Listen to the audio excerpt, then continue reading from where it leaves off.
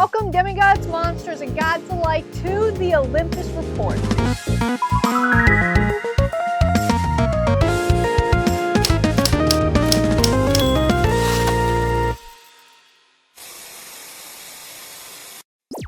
We're more than halfway through the season.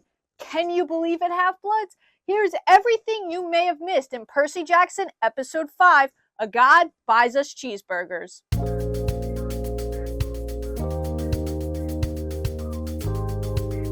Episode 5 follows the trend of Episode 3 and 4 in sticking to the plot of the book, but changing the way that things happen, giving new meaning and reason behind simple plot lines from the book. There's always a message, and I love that. Episode 5 is all about family and what that means. Do you follow them even when you know what they're doing is wrong? Or do you make the difficult choice and do what's right? Do you choose to be different and better? Episode 5 starts with a slightly different title card than what we've seen before, to match the murky water from the end of Episode 4. We then cut to Annabeth and Grover, who are surrounded by emergency vehicles due to, the arch exploding. And unfortunately, this won't be the last national monument our heroes blow up. But that's for way later on. But the scariest part is yet to come. We finally get our look at the fates. And true to the book, they cut a thread. But it's Grover and Annabeth who see it instead of Percy and Grover. Annabeth refuses to believe Percy is dead and sets off to find him. Percy emerges from the river and he's wet. Something that is different from the book. In the book, Percy would stay dry in water unless he wanted to get wet. A really cool power that I'm not sure why they changed. My best guess would be maybe budgeting reasons, or maybe Percy hasn't realized his full potential yet. The show skips the whole conversation in the river, and I'm all for it. Instead, we get the important bits from Percy. They need to go to Santa Monica. Since our trio is now fugitives, they decide to go on foot, where Percy has a new sense of urgency for the quest, and an appreciation for Poseidon, after his father saved him. Percy is also starting to think that maybe Hades isn't fully behind the Master Bolt theft, something that Percy figured out in the book because his dreams were hinting at it. This has been left out of his dreams so far, but hey, maybe show Percy is smarter than book Percy, and I am all for it. We also get a way more in-depth explanation of the fates, which is great. Something that is left out from this episode is the Iris message with Luke, which is really important. It hints at certain things that I won't go into right now.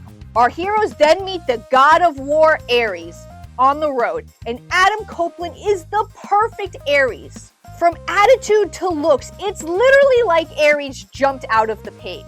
Ares takes our heroes to a diner for cheeseburgers, just like in the book. And we get a lot of explanation here that has been missing up until this point. The fact that Gabe is framing Percy as a deranged child, and a history lesson about Kronos. I cannot believe this is the first time we're hearing Kronos' name, but it works with the story that they've been weaving. The story that the Greek family is seriously messed up. What kind of family is this?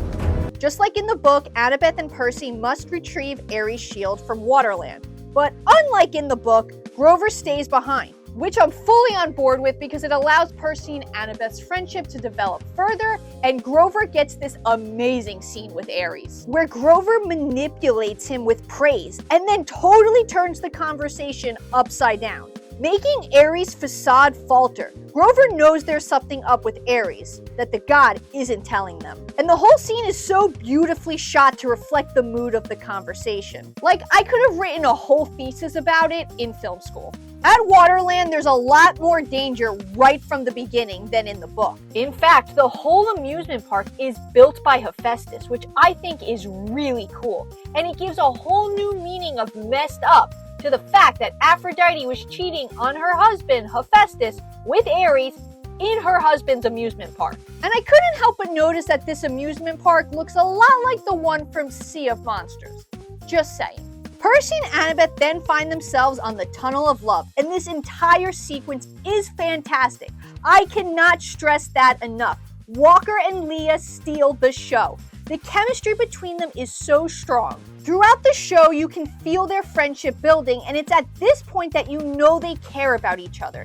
In what way, they're not sure, but they definitely care about each other. We then get this very Disney Hercules sequence where dancing light on the wall tells the story of Hephaestus, from birth to Hera throwing him off Olympus, and more. Once again, a reminder to our heroes that this is not a loving family.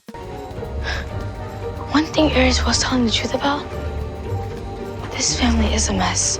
The addition I love the most to this show is how much more they're including Greek mythology. In the book, Percy really didn't know that much about Greek mythology, so therefore we really didn't know that much.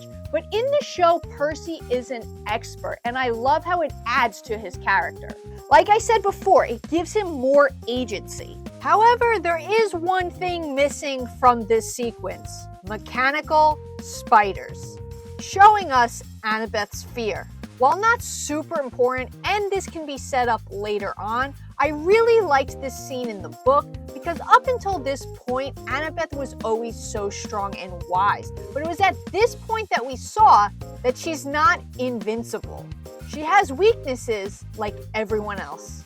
And I think it really humanized her in Percy's eyes. Then the ride gets bumpy, and Percy saves both him and Annabeth, finally accepting the water and learning how to use it. Our heroes then find a throne that was once given to Hera by Hephaestus, a trap in the form of a gift.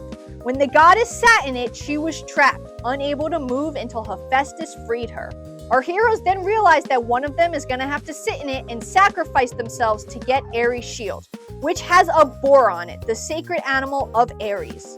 Hera's throne is also decorated with peacock feathers, one of her sacred animals. The show once again hints at Percy's fatal flaw: loyalty. He doesn't want anyone to risk their lives for him.